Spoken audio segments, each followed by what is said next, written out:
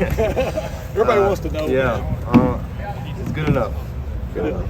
Can you put a percentage on that, or? No percentage. You went right back in, pretty much right back into the game, though, and had a hell of a catch on the winning drive. Are you going on adrenaline there or emotion? Yeah, definitely adrenaline. I would say the next day, couldn't really move too much, but definitely a lot of adrenaline. I think just the moment of the game allowed me to finish, so definitely a lot of adrenaline now. Because you had dealt with that. Did you know it was an ankle right away, like when that happened? Yes. Because you had dealt with that last season, did you kind of fear the worst at first? Like, yeah, I definitely didn't know how severe the injury was. I knew it was kind of, all right, the same ankle all over again, just like last year. So I kind of knew, all right, if I want to finish this game, I know how to play on it because I had to play on it last year. So, but yeah, it's kind of just the same thing. how proud were you of the block that you made that happened at the same time? Yeah, very proud, very proud. I think the coaches kind of challenged, us as receivers to make those big blocks on the outside to spring long touchdown runs. And then Trey got through there, made some people miss and broke the tackle. So I was just, proud of myself for kind of making that block and having a presence not only in the pass game, but in the run game as well. Yeah, you kind of got caught in the swinging door, so to speak, right? And, Yeah. Travion, did you watch that when you're on the field? I know you had your head down. Did you watch the replay of that? No, I don't know what happened. I was just in a lot of pain at the moment. Yeah. Just grabbing my ankle. Sorry, go ahead. I don't want to belabor it, but you were talking about the severity and waiting to find out. Do you think that it's worse than the one last year, or better? Is this better than the one that you had last year? How does it compare? Yeah, I would say it's worse than the one last, but still, I'm good enough. Okay. Did you feel like immediately like I'm going to get back into the game, or was that something that you kind of had to have a discussion with the trainers before you got back out there? Yeah, it was something I had discussed with the trainers. Obviously, went back in there, got the ankle retaped, and then put the spat over the cleat, taped it again, and then I just kind of go out there and couldn't really bend the ankle too much or how much it was taped so much, and then go out there, do some sprints, and just show them that, okay, I can still move good enough to go out there and play. What was You got kind your of helmet back. Yeah, I got my helmet back this time. Marv, not to change the subject a little bit, you've been through what it's like with Tom winning a job and then starting to put his imprint on what that's like. And going through it now this time, becoming a college football player, are there any differences or similarities between when you guys went through it in high school, watching him grow into a leadership role versus right now? No, I think one thing's really cool about college, the same guy all the time, no matter where he's at. Depth chart wise, fighting for a spot, being a starter, he's the same guy every time. I think that's the kind of person he is. He has the confidence in himself that he can go out there and perform at a high level.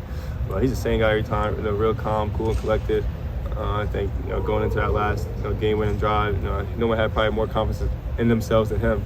So that's just the kind of guy he is. What's his leadership style from your experience?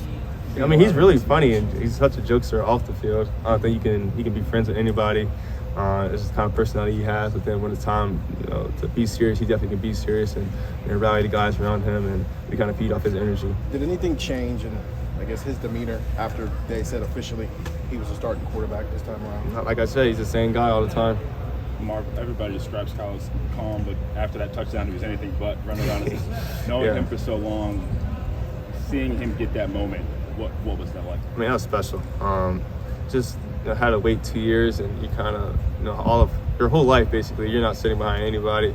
You're going out there, you're a starter quarterback. So, and then like I said, get here, wait 2 years, and kind of wait your turn, and then for him to perform like he did on that last drive on that big of a stage. I'm super proud of him because I know all that he's been through from high school and to that moment. So I was just really super proud of him. Marvin, Maryland's secondary has played very well. What are your impressions of that? I mean, yeah, they're good. I think last year, it's not the same guys, but last year they probably had the best secondary we faced all year last year.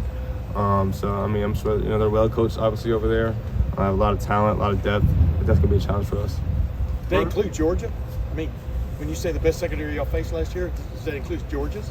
I mean, I would say the corner, Deontay Banks. I think he's the first round. I went to New York last year. He's definitely my toughest challenge last year. Marvin, it's just a realistic discussion with a guy like you who has a bright NFL future ahead of him.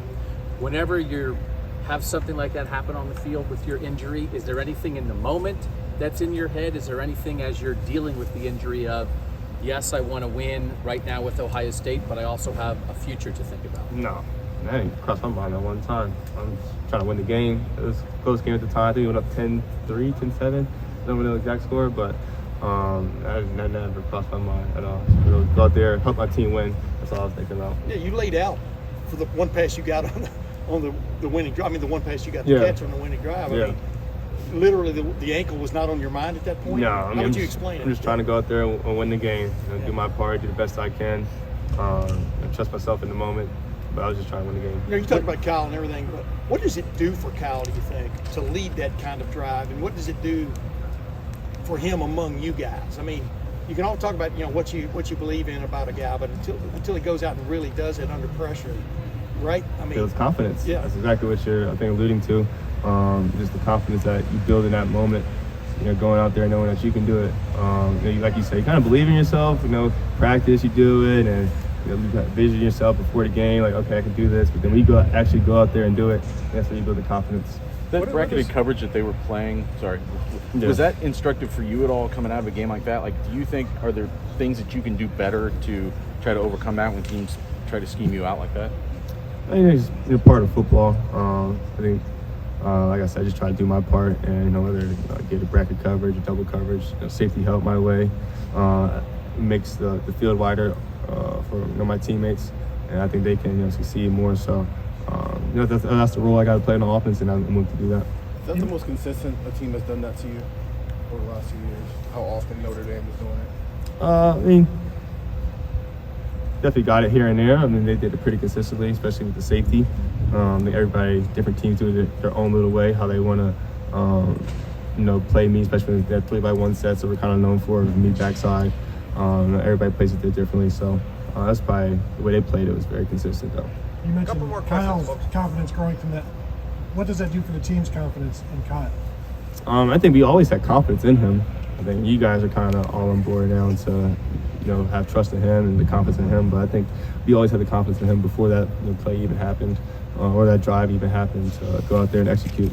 Marv, what have you seen from Chip to enable him to play the role he's playing for his team this year? Yeah, I mean, Chip, that's kind of do-it-all guy. I think, he's worked very hard to be able to excel in the pass game and run game. I think he came here playing linebacker to move over to running back now, and just he's a team-first kind of guy. He can do whatever we need him to do as a team to help us win. So, I respect Chip a lot. I think he's one of the most respected players on our program. So, for him to get that touchdown, I was super proud of him. Just like I said, he came here as a linebacker and to move the running back. He just did whatever he needed to do to help the team win. Mark, what is it like to be on the field and you see the play call and it's coming down to that play? You understand what I'm saying? The 3 seconds left, and they're not throwing it to you; they're going to run it. You know what I mean? Yeah.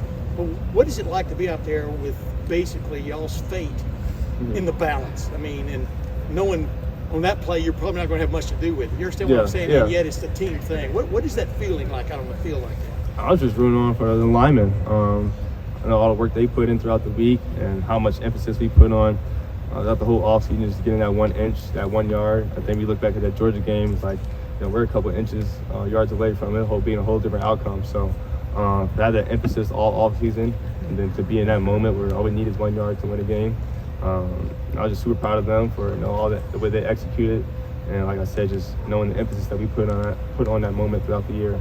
And that was very special. What's a week like for you now when you're balancing practice, preparation for game, and treatment for your strength and that sort of thing? Has dealing with all that stuff? What exactly are you trying to ask?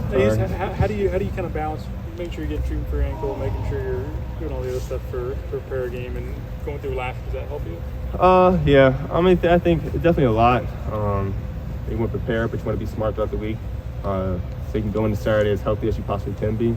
So whether that's maybe not taking a rep here or a deep ball where okay, you might not get it. So just trying to be smart throughout the whole week, and so you can be healthy for Saturdays. If you thought about bringing back tearaway jerseys?